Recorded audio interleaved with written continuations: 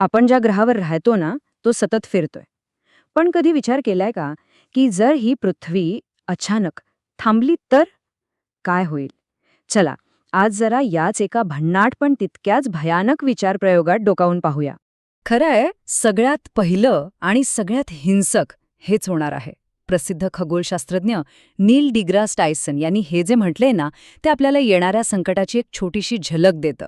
पण असं का होईल? म्हणजे आपण पूर्वेकडे का फेकले जाऊ? यामागे विज्ञानाचा एक अगदी साधा पण खूप महत्वाचा नियम आहे. ह्याला म्हणतात जडत्व किंवा इनर्शिया. हे आपल्याला रोजच्या आयुष्यात पण दिसतं. विचार करा, आपण बसमध्ये उभे आहोत आणि ड्रायव्हरने अचानक ब्रेक दाबला. काय होतं? आपण पुढे फेकले जातो, बरोबर? कारण बस थांबली, पण आपलं शरीर अजूनही त्याच वेगात पुढे जातंय. आता विचार करा, हीच गोष्ट अख्ख्या ग्रहासोबत घडतीये. कल्पनाही करवत नाही, नाही का? तर सगळ्यात आधी काय होईल? तो पहिला आकस्मिक आणि प्रचंड हिंसक धक्का. आपल्याला वाटत असेल की आपण स्थिर आहोत, पण नाही.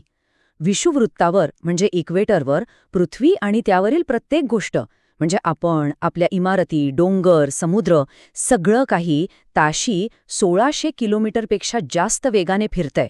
विचार करा, हे विमानापेक्षाही जास्त वेगवान आहे.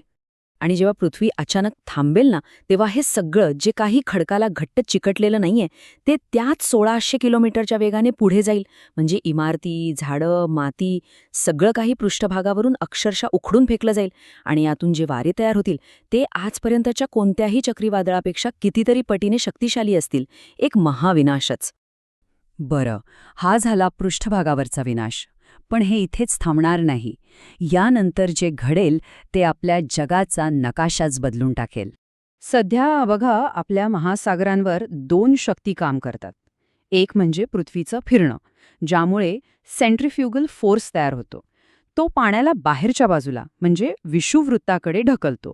यामुळेच तिथे समुद्राच्या पाण्याला एक हलकासा फुगवटा आहे, जवळपास 8 किलोमीटर उंच. आणि दुसरी शक्ती आहे गुरुत्वाकर्षण, जी पाण्याला खाली म्हणजे ध्रुवांकडे खेचते.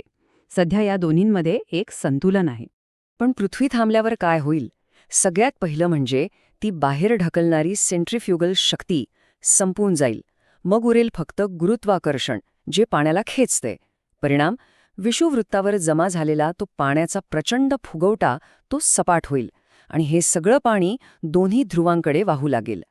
आणि याचा अंतिम परिणाम? जगाचा नकाशा जसा आज आहे तसा राहणार नाही.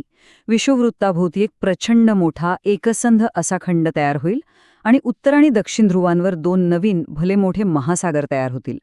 कल्पना करा, आजचे खंड आणि महासागर सगळं काही बदललेलं असेल. जगाचा भूगोल तर बदलला, पण दिवस रात्रीचं काय? कारण पृथ्वी फिरते म्हणूनच तर दिवस आणि रात्र होतात. आता इथे तर खेळच बदलणार आहे. पृथ्वी स्वतःभोवती फिरायची थांबली आहे, पण ती अजूनही सूर्याभोवती फिरतीये. याचा अर्थ काय? याचा अर्थ पृथ्वीची एक बाजू तब्बल 6 महिने सतत सूर्यासमोर असेल. विचार करा, 6 महिने न संपणारा दिवस, तिथली उष्णता किती वाढेल? आणि दुसरी बाजू, ती 6 महिने पूर्ण अंधारात गोठवून टाकणाऱ्या थंडीत असेल. या 2 टोकांच्या तापमानामुळे सीमेवर जे वादळं निर्माण होतील त्याची आपण कल्पनाही करू शकत नाही. हे तर झाले ग्रहावर होणारे बाहेरचे बदल. पण आपल्या आत काय? म्हणजे सजीवांच्या शरीरात काय उलथापालथ होईल? आपल्याला वाटेल की पृथ्वीच्या फिरण्याचा आणि आपल्या शरीराचा काय संबंध? पण खूप खोलवरचा संबंध आहे. खरं तर आपलं शरीर पृथ्वीच्या 24 तासांच्या फिरण्याशी पूर्णपणे जोडलेलं आहे. यालाच म्हणतात सर्केडियन रिधम.